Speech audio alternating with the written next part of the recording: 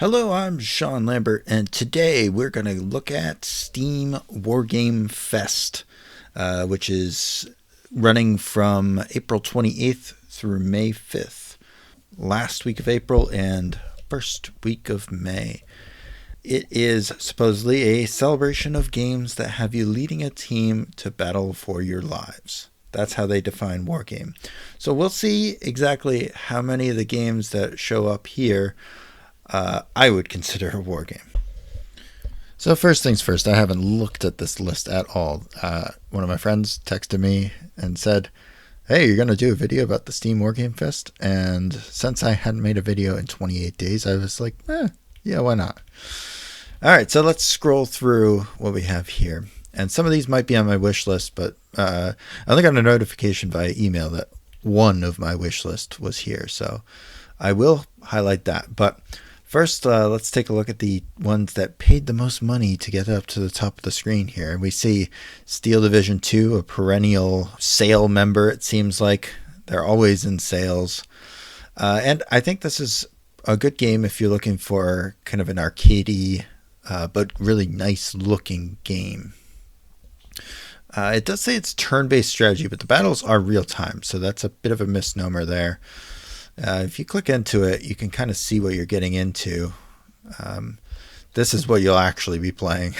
A lot of symbols when you play zoomed out a lot of the time, but you can get some pretty nice shots within the game. They also have some pretty cool like paint jobs and stuff like that, and statistics. But you can see it's more of an arcadey focused game. Next, the algorithm shows us Ultimate Admiral Dreadnaughts. Now, I'm not sure I could recommend this game as the company that made it is now out of business, so any technical support you need is not going to be forthcoming. But it is a cool naval game if you're into that kind of thing. However, if I were to actually recommend a naval game, it would not be this one. It would be Rule the Waves. 1, 2, or 3. It doesn't matter which one. War on the Sea is another good one that I don't own and I have not played, but it's a good one if you are looking for that mix of playability and a little bit of realism. Next we got Wargame Airland Battle. Again, this kind of fits into that semi-arcade, semi-simulation kind of game. And huge sale on this one. It is a bit of an older game, but I would actually recommend this, maybe even over like something newer like Steel Division. It probably runs okay these days, although back when I played it, I had a hell of a time getting it to run. It is one of these games where you zoom out and you have a little bit of a tactical map. But a lot of the times this one you play zoomed a little bit further in because there's not a ton of micro that you have to do. It's a cool game though. There are newer versions of this particular game. Those ones are also very good. Then we got the old Ultimate General Gettysburg. Again, this company is defunct. Wouldn't necessarily recommend picking this one up in particular. And overall, I think the series is an interesting series. All the Ultimate games are pretty fun, and they are really good looking. They look really good. Now, are they realistic? Not really. I mean, you can slaughter, 100,000 men in a battle, and they'll come back in the next battle with 200,000. So there's not, in the campaign modes, there's not really that sense that you're winning when you could be absolutely crushing them. Grand Tactician Civil War, that maybe is a little bit better for the campaign mode. However, this one also is not really going to be supported that much longer. I think they're moving towards Ultimate General Civil or Grand Tactician Civil War 2 at some point, because they've kind of just reached the limit of what they can do with the product that they built. However, this one's campaign is much better, and I think given the choice between Grand Tactician Civil War and Ultimate General Civil War, I would recommend Grand Tactician. Then we got Unity of Commands. So far, these are all legit war games. We haven't had anything super weird. And I would put this one in the category of a legit war game, even though it's definitely on the arcadey side. It is a war game, and I think it's a relatively accessible one. I don't personally like the art style at all. I really hate it, actually. If you can get past that, I don't think it's a bad game. And we got, of course, my recommendation, War in the East, or any of the Gary Grigsby games. If they're all on sale, get them all if you can afford it. If you can't, then get War in the East too.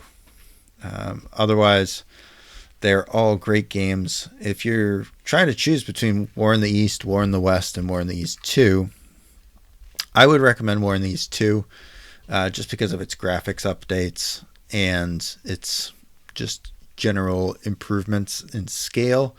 However, there are people who would recommend War in the East, the original one, over this one. Well, it's not really the original one, but the prior release. I think this is 2010. Wow, okay. The DLC came out in 14. But this one has a lot more in the way of DLC, particularly the Lost Battles DLC. This is one of the best DLCs in the Gary Grigsby collection. And I highly, highly recommend it. If you're going to get the game, get this DLC as well. It's really cool. Again, I don't actually own this one because I mostly just play War in these two. I guess we're back to the main menu here, and we see Squad. In my opinion, it's just a shooter. It's not really a war game, but I think it's a fun shooter. I've never played it, but I do like the way they do the reticles, especially. Like this, where it's kind of actually looking through the glass rather than just zooming your whole screen in. Probably harder to use, but I like that effect. I think it looks really cool. I guess we're back around to these ones. So all the big spenders, everyone who paid a lot of money to get up at the top of Steam, they're all pretty legit war games, except for that one shooter. Oh, we got Panzer Corps. Original Panzer Corps, like the gold edition one, not the new version. This is a good game. I would recommend, if you haven't played a Panzer Corps game, trying this one. I think this one is a good one. On my wish list, like I said, I did get an email, but I guess I'm surprised to see a couple of games I didn't expect on this. I've got Flashpoint campaigns, both of the new one and the old one. I've got both of those on there. I just have never pulled the trigger because I'm not that big into Cold War Gone Hot kind of games. Although I have recently started punching out Aaron Armour Würzburg from Compass Games. That's, I mean, I play CMO occasionally, if you can call using CMO playing it. But otherwise, the only other Cold War Gone Hot game that I really own is Armored Brigade, which I don't really recommend. I would give a soft recommendation for a very particular person that is really into Cold War Goes Hot games. But I think the Flashpoint campaign ones are kind of the best bet if you like more of the operational level, which personally I do. Then I had put this game on my wish list a long time ago for basically research purposes because I like the map. I think it's a really well done map on this one. I was doing like a campaign for North Africa, Kriegspiel, and I really like the look of the maps. I mean, this just looks really beautiful. I think they did a great job with the graphics in this game in general. And I would recommend it purely on that basis, although, like I said, haven't played it, so I don't know if it's actually a good game, but it looks good, so at least you'll have some good screenshots to show your friends. Oh, Foxhole looks like they ponied up to get up to the top of the page. Those kind of people who are into like MMOs might find this one interesting. And I do have a game that plays very similarly to this, like a persistent world game. called Running with Rifles. I just find them too hard and too grindy. You got to play a lot to be effective. Let's see if anything else on my wish list. Oh, Rebel Fury. Okay, I did want to talk about this one. Rebel Fury is a digitization of the board game Rebel Fury, which is based on Waterloo, which they also have here. So they have Gettysburg, Waterloo, and Rebel Fury.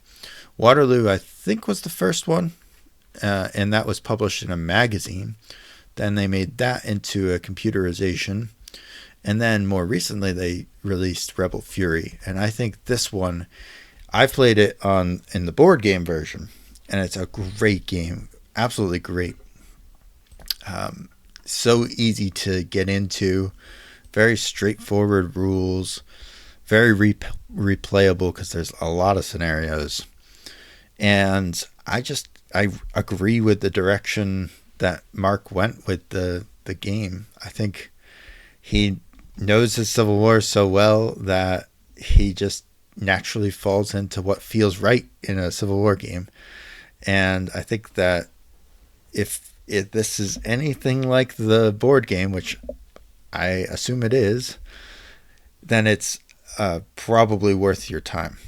And maybe even if it has a good AI, maybe even something you can just consistently solo with whenever you feel like you don't want to break out a huge box. I'm glad that it's on sale. I hope people pick it up. I do have Armored Brigade 2 on my wish list. Again, I'm not so sure I recommend it. Maybe the new version is a little bit better, but the game itself has some issues that I just can't get past. That they're just not. It's not that enjoyable of a game for me, unless I can do everything that I want to do. And there's a lot of steps to get into a good battle. That's kind of my problem with it. It's harder to get into an interesting battle, except for the pre-generated ones. That's it for my wish list. I had this fantasy map simulator thing on here. One of my friends recommended it.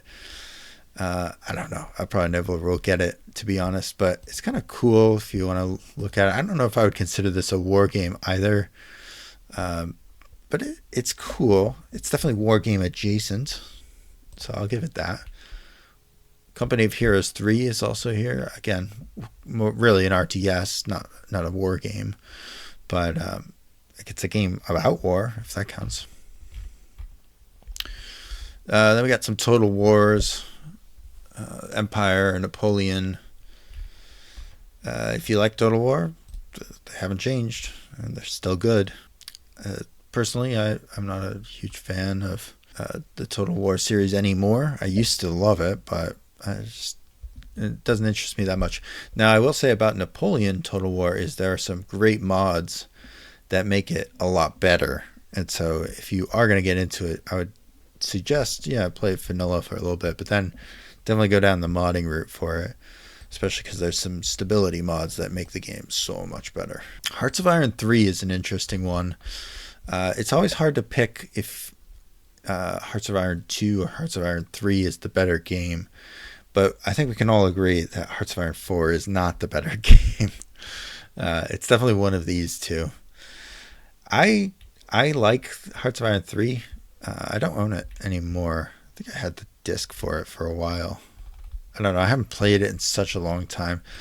And I'm just kind of joking. I do like Hearts of Iron 4. It's just, as far as an actual simulation of World War II, it's now drifting further and further away from that, and you can't go back. That's the frustrating thing. Now, I realize there's mods to make it a little bit better, but when the game was more vanilla originally, before they added DLCs and free DLCs and everything for it, Hearts of Iron 4 was probably one of my favorite games, but they've just been drifting further and further away from reality, which kind of bugs me.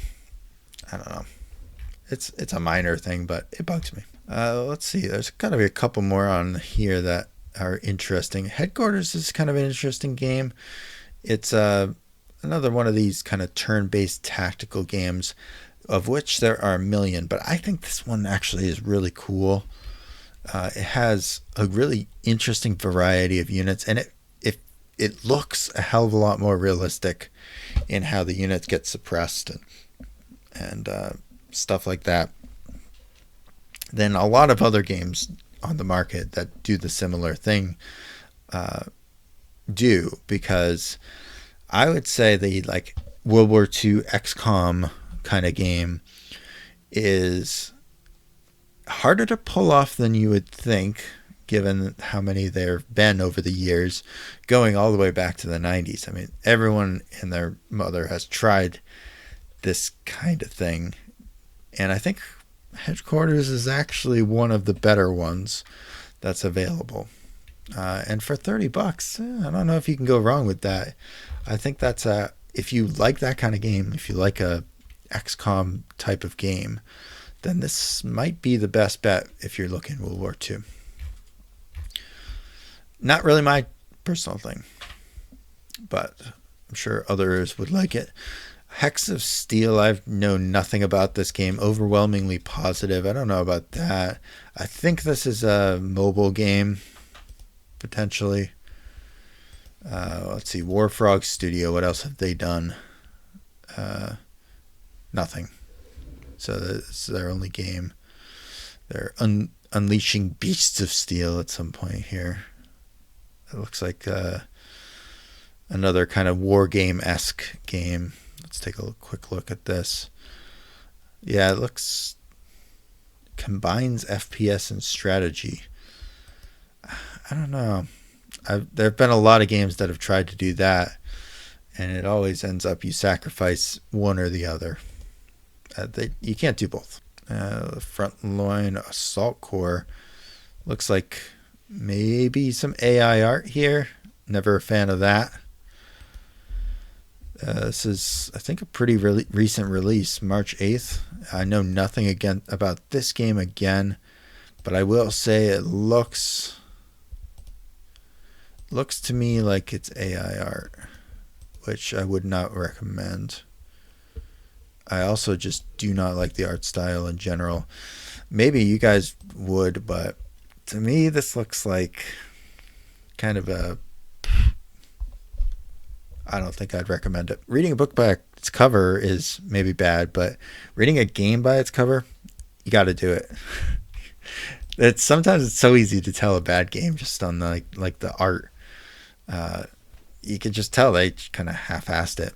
Now, every once in a while, there's an exception to the rule where the quality of the art and the quality of the game have nothing to do with each other.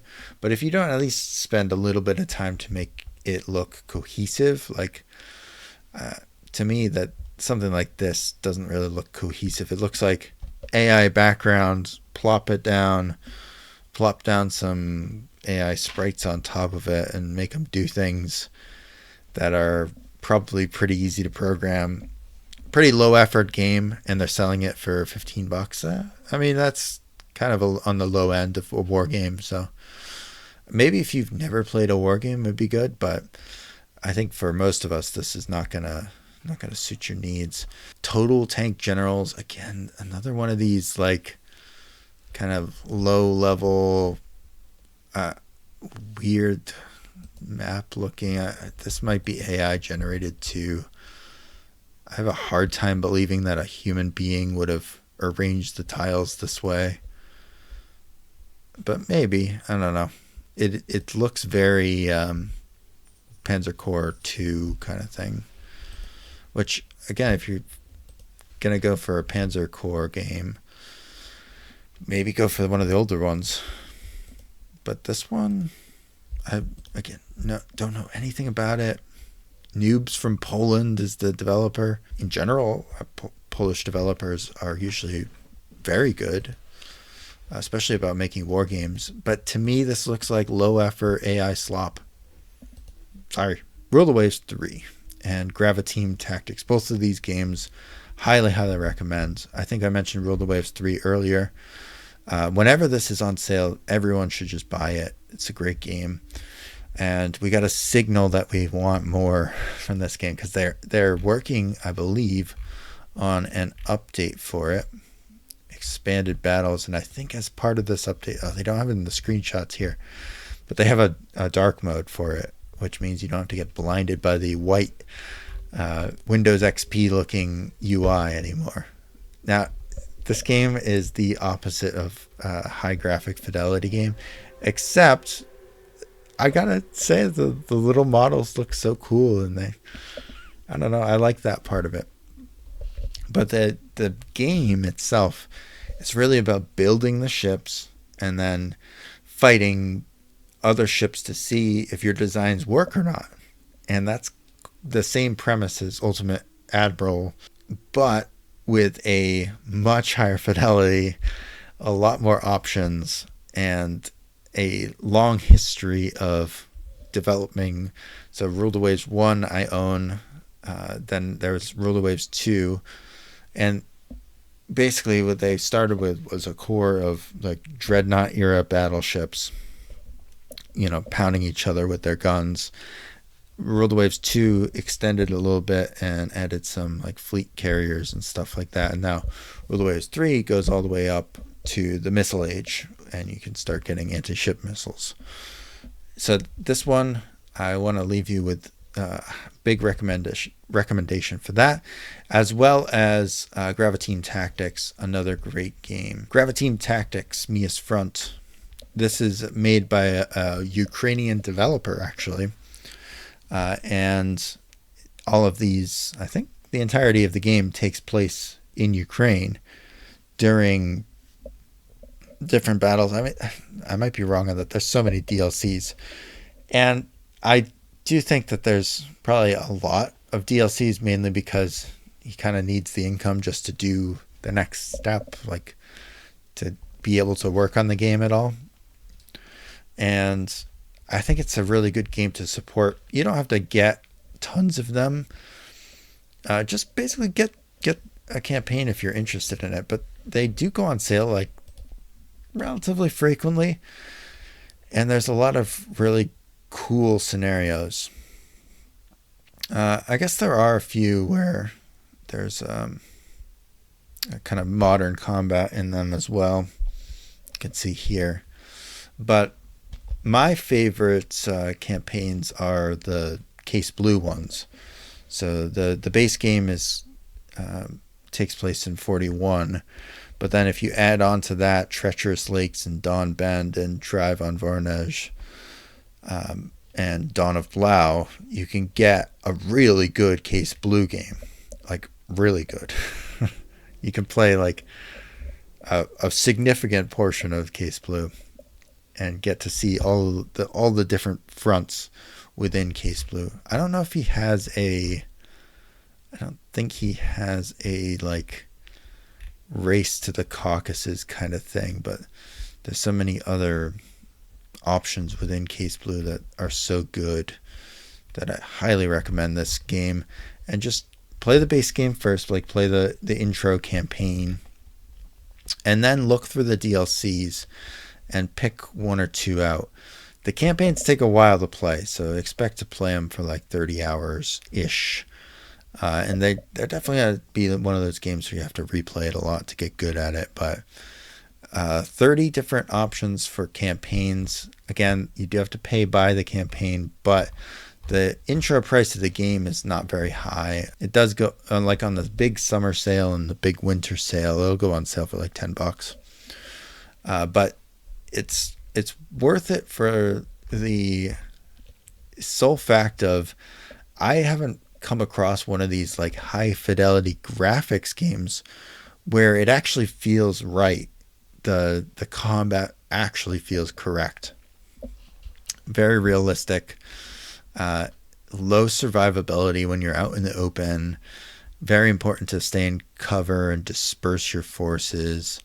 It just feels right. It feels like World War II. He did his research. And the campaign itself is also really interesting.